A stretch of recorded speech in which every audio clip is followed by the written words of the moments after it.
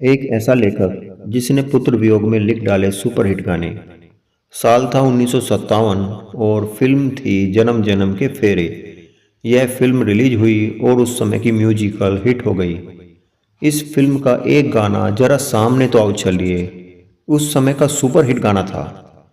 यह गाना इतना सुपरहिट हुआ कि उस साल की बिना का गीतमाला में यह नंबर वन गीत बन गया। लेकिन क्या मेरे प्यारे दोस्तों आप जानते हैं इस गीत को लिखने वाले लेखक के मन में इस गीत को लिखते समय उनके मन की क्या व्यथा रही हुई होगी। सुनकर आपका भी कलेजा फट जाएगा, आंखों से अश्रु बहने लगेंगे। इस गीत को लिखा था पंडित भरत व्यास जी ने। दरअसल हुआ यूं था कि पंडित भरत व्यास जी का एक बेटा जिनका नाम श्याम सुंदर था, वह बहुत ही संवेदनशील लड़का था। एक दिन किसी बात पर भरत जी से नाराज होकर वह घर छोड़कर चला गया। भरत जी और उनकी धर्म पत्नी ने उसे लाख ढूंढा। रेडियो और अखबारों में विज्ञापन दिया गया, गली गली में दीवारों पर पोस्टर चिपकाए गए।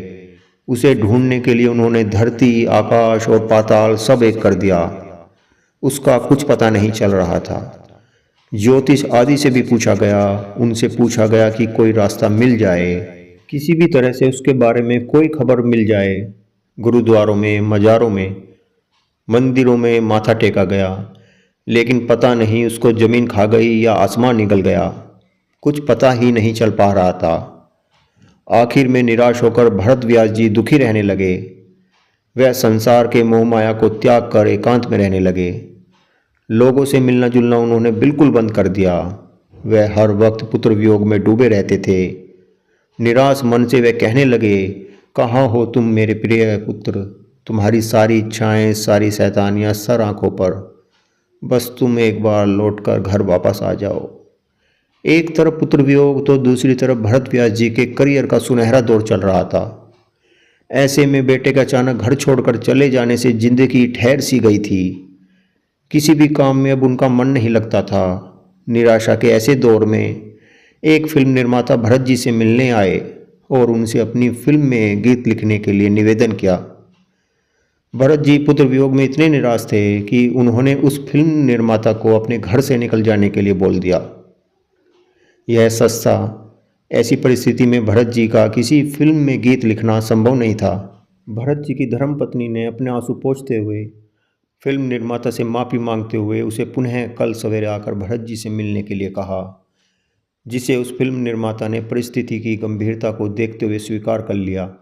उसके पश्चात उनकी धर्मपत्नी ने भरत जी से निवेदन किया, पुत्र वियोग में ही सही लेकिन उन्हें फिल्म में यह गीत अवश्य लिखना चाहिए। भरत जी ने पता नहीं कैसे अपनी धर्मपत्नी का कहना मान लिया और इस गीत को लिखने का आग्रह स्वीकार कर लिया।